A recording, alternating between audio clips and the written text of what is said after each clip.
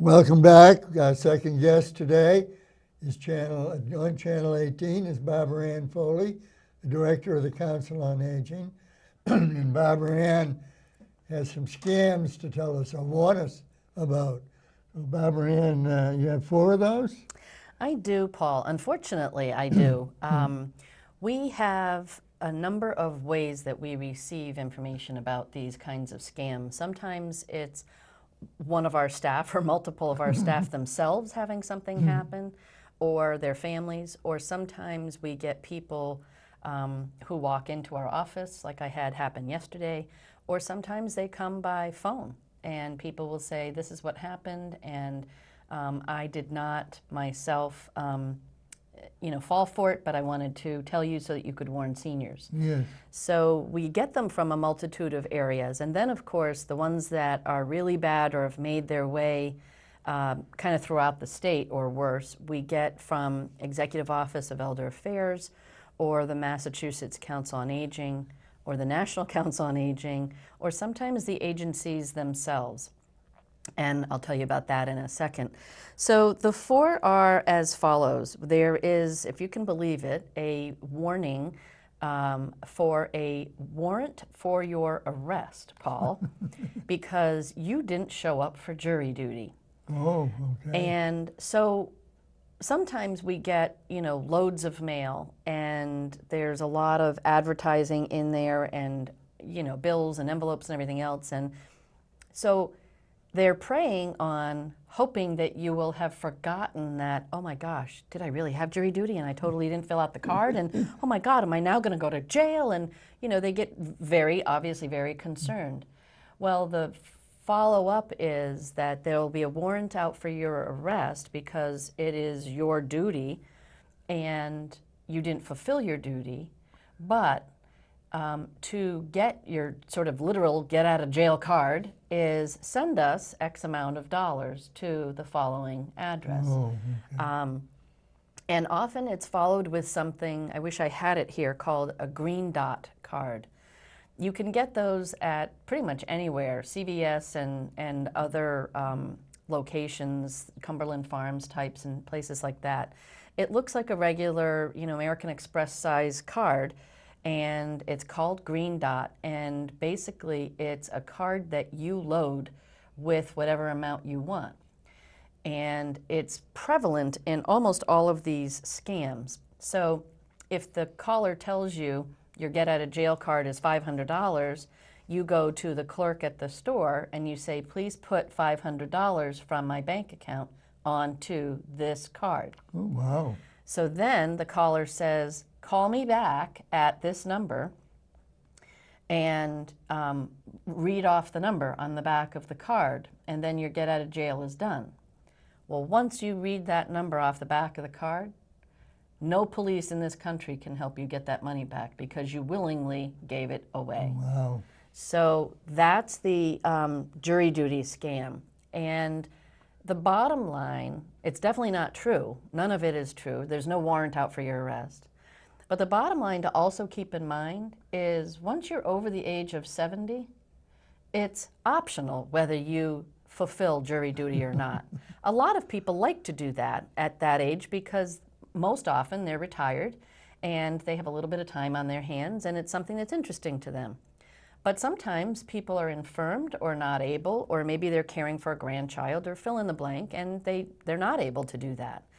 So to prey on someone who's 85 and say we have a warrant out for your arrest when it's not something legally required of you in the first place is just awful.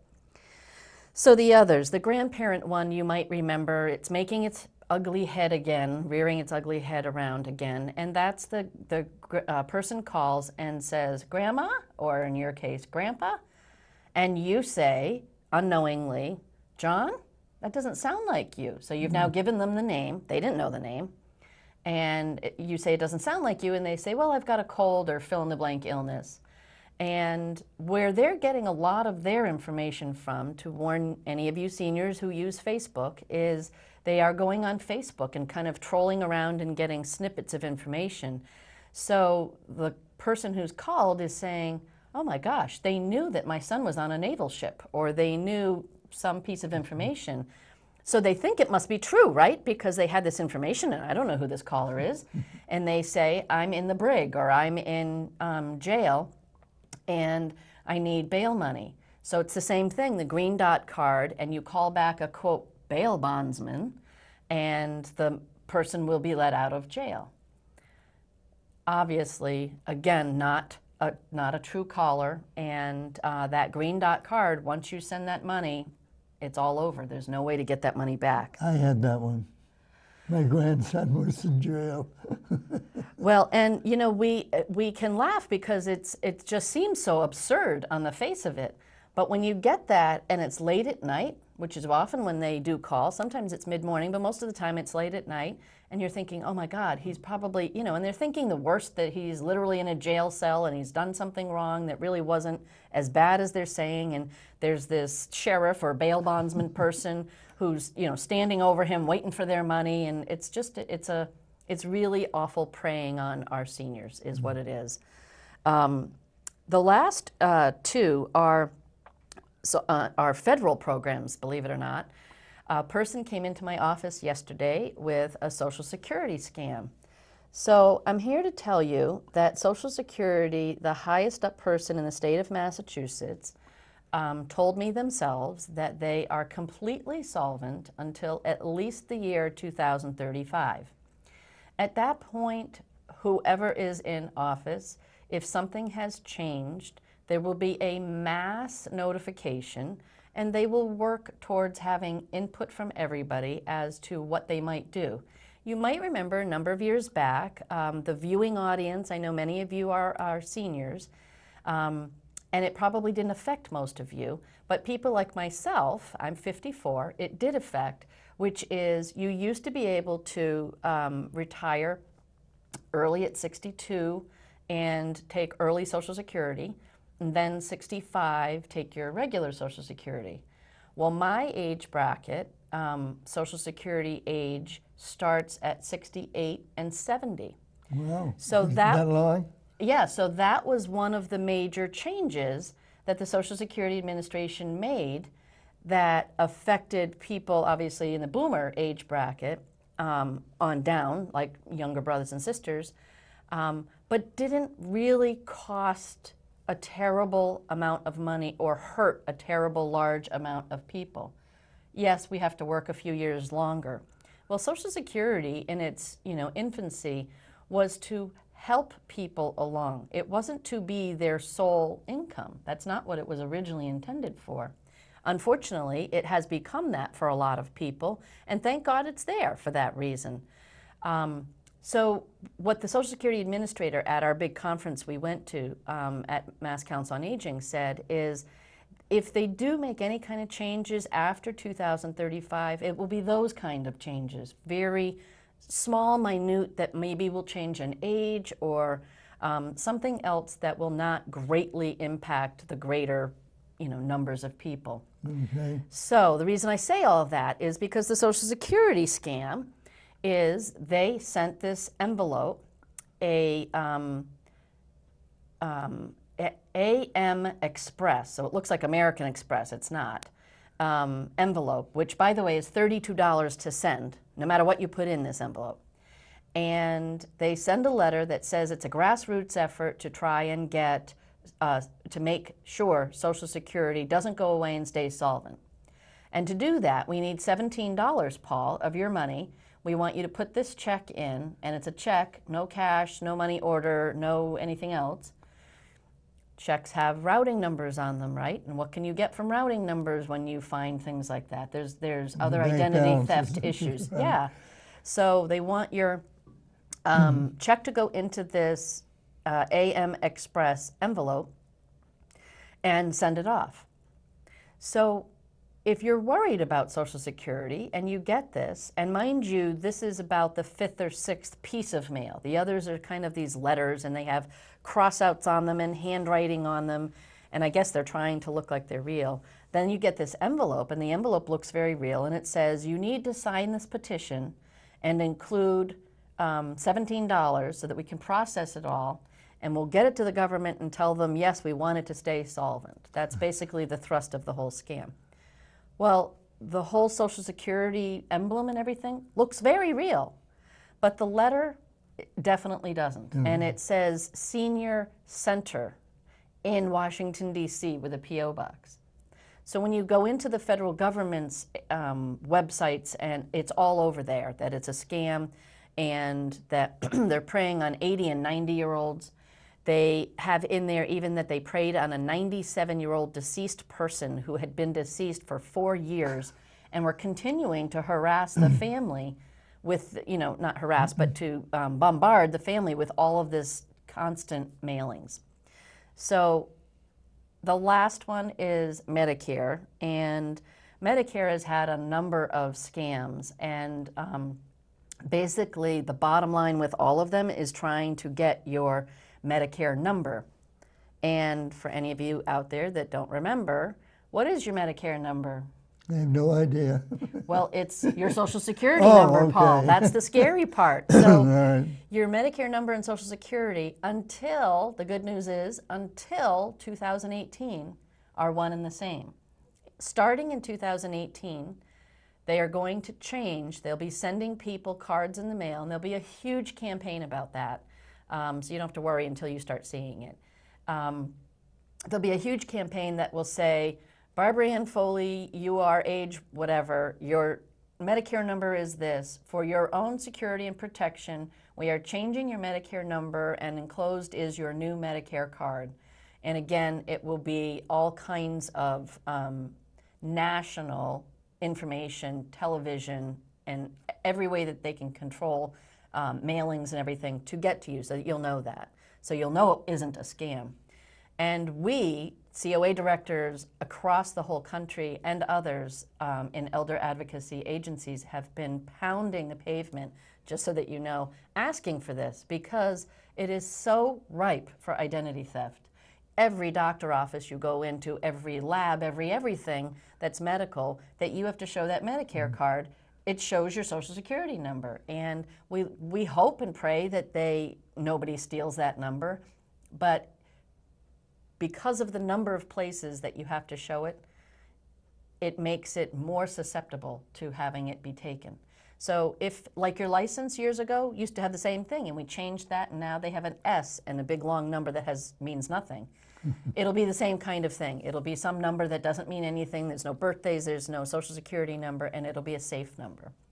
So very, very important. So with the Medicare scam, lastly, the latest, I guess, is, again, they're always trying to get your number, is they call and say, hey, Paul, I just wanted to make sure that you knew that if you are looking for pain control, you can get it through Medicare.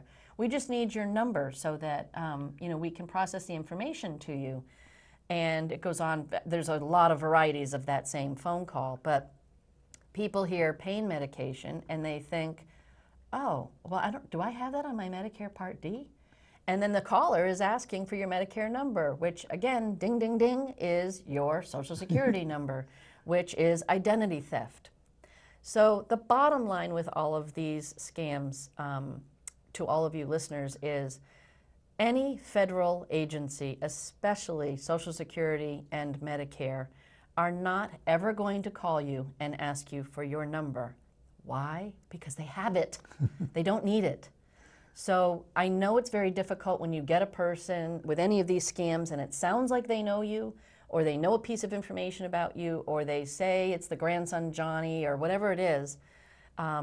What we recommend to people is to have a voicemail pickup so that you have an answering machine, all of your calls go to that answering machine, and if you put it on loud, you can hear it. So if it is a grandson, really a grandson, or a sister, somebody in your family, someone that you love calling, pick it up.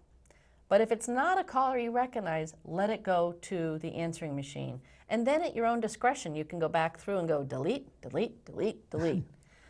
Rather than answering every live call and getting scam after scam after scam and being preyed upon. So the bottom line is, don't ever give out your Medicare number. Don't ever give out your Social Security number. And if you're ever not sure, please don't hesitate to call me or come in and see me. these two wonderful women came in yesterday, and I'm hoping that I was able to finally put their mind at ease, but one of them truly thought that they needed to do this grassroots Social Security, and they don't. So I wanted just to make sure everybody was aware. We periodically will come on with scams and let you know when, especially when we have a cluster of them going around. And you can always ask us if you have any questions. So very quickly, a few announcements. On December 5th, it's a Monday at 5:30, we have our rescheduled focus group and pizza party right here. We can use your help to try and come up with some new ideas for activities and programs at the Council on Aging. We have a Writing Your Memoirs program that's going to start in January, but we're taking names now. And that will be on Tuesdays from 10 to 11, starting on January 10th. And all of this is in your newsletter. We have 4 appointments left for our memory screenings, one on the 17th and one on the 18th. The 17th is from 1 o'clock to 3 o'clock time frame. There's an appointment in there. And the 18th is from 10 o'clock to 12 o'clock, and there's 3 appointments there. So if you are interested to have it's verbal and pencil and paper test to just sort of test that memory and see if it's everything that you want it to be. If you have any kind of question on, is this just I'm forgetting things a lot lately, or maybe you're really stressed out or a stressed out caregiver role, all of those can have an effect on people's memories. So if you're questioning any of that, this is a free screening. It's all confidential, and it doesn't cost you anything. So I would definitely recommend coming. It is done right here at the Council on Aging, and it's through Alzheimer's Family Support Center that's doing it. So obviously they know what they're doing. And the last thing is, if any of you loved JFK, or the Kennedy legacy, I guess I would say, our very own Rick Anderson, who is our outreach assistant and volunteer coordinator, is a huge history buff. You can ask him any presidential question, any geography question. He's just unbelievably knowledgeable. Anyway, on November 22nd, it's the 53rd anniversary of JFK's death. And we are going to, from 1 o'clock to 3 o'clock in room 5 right here, we are going to have a discussion and a little short film, and people will have a chance to share their remembrances of JFK. You have it's one of those questions almost anybody over the age of 50, I guess, can answer when you say, Paul, where were you when you heard about JFK? And almost anybody can fill in that blank, and the interesting thing is that everybody's answers are different. You know, my husband said that he remembered his mother was in front of the television sobbing, and he was young and he didn't understand why. He had come home from some school and she was crying, and obviously that's not a everyday occurrence, and he couldn't understand what it meant when she said the president had been shot at that point. So it's one of those, where were you and what were you doing and remembering, and we are going to have some little coupons to be able to go up to the museum up in Hyannis as well. So if you're a history buff and you're want to go through and watch this wonderful film and discuss JFK, it's at 1 o'clock on November 22nd, which is Thanksgiving week. Well, I guess that takes up your 10 minutes. It does. It does. I feel like I was trying to talk really fast so I didn't miss my time. Thank you so much for listening and tuning in. And thank you for the scam information. Oh, that's very good.